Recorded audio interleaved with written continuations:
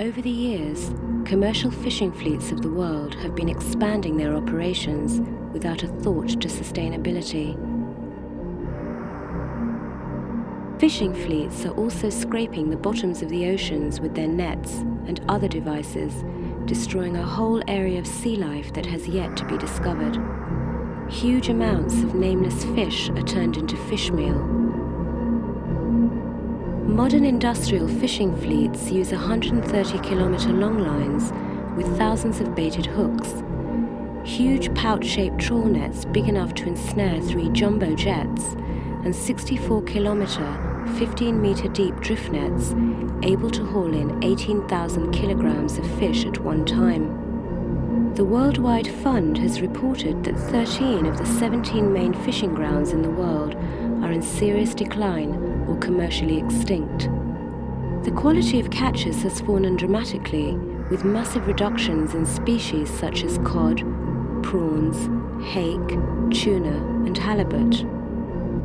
Even the sort of basis of the food chain on which dolphins are dependent, their food, is being fished out in ever greater quantities.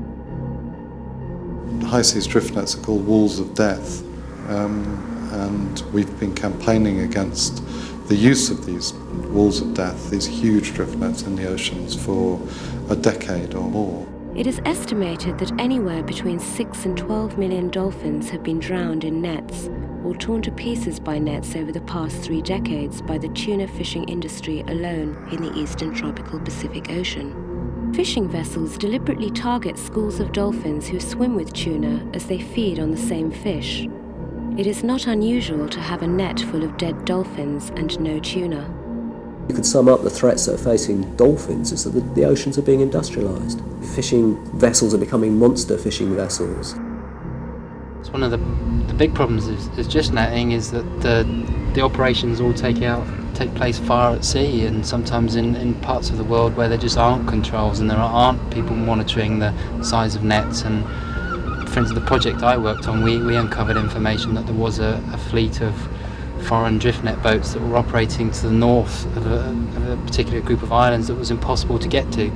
The only information we had was the remains of dead whales washing up on the beaches and the story of lots of dolphin carcasses floating in the sea after they'd been passed. I've sat on boats at night, on drift net boats, thinking, well, you know, we're a few miles out at sea where we've got a net, 4 or 5 kilometres long. I mean, why should dolphins know they're there? They've not evolved to expect there to be a 4-kilometre net in front of them. Why should they be looking for it? They're looking for food. Purse seine fishing boats are allowed to carry speedboats. These are used to chase dolphins to exhaustion so that the fishing net can be set around them. The speedboats are also able to move quickly to areas where the net has yet to be closed, and it is at this point that fishermen have been observed detonating bombs under the water to prevent dolphins trying to escape from the net. The tuna will follow the dolphins if they find a place to escape. Fishermen have also been seen shooting at dolphins with high-powered rifles. Hundreds of dolphins can be encircled in this way, and all of them can end up dead. Even if some dolphins do escape, many are deafened by the bombs. Their sonar is affected, and they are unable to hunt for food.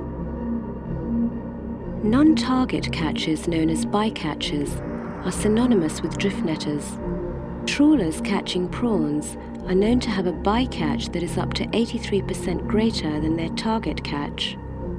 Sharks and sea turtles are among their major victims. During the early 90s, it was estimated that drift nets drowned more than 42 million non-target animals, most of which were thrown back into the sea. Although a United Nations ban on drift nets over 2.5 kilometers was introduced, it is still largely ignored by the world's fisheries. In the North Sea, over half the fish that's landed from the North Sea are sand eels, and that's the bottom of the food chain. The fish which eat the sand eels have less to eat. Therefore, of course, the dolphins have less to eat. Dolphin-safe fishing practices introduced in the early 1990s took into account an accepted amount of dolphins killed in the nets each year. Apart from this practice being poorly monitored, relying on the fishermen to account for the amount of dolphins they have killed, it does not take into account the number of dolphins who suffer injuries such as torn fins, broken jaws, lacerations from nets that cut into them like cheese wire, plus deafness and bullet wounds. Many of these injured dolphins later die from these afflictions. The meaning of dolphin-safe tuna seems therefore to be a highly inaccurate term. That's the whole thing about drift nets, is that they're non-selective. They catch tuna, but they catch turtles, sharks, birds, dolphins, whales.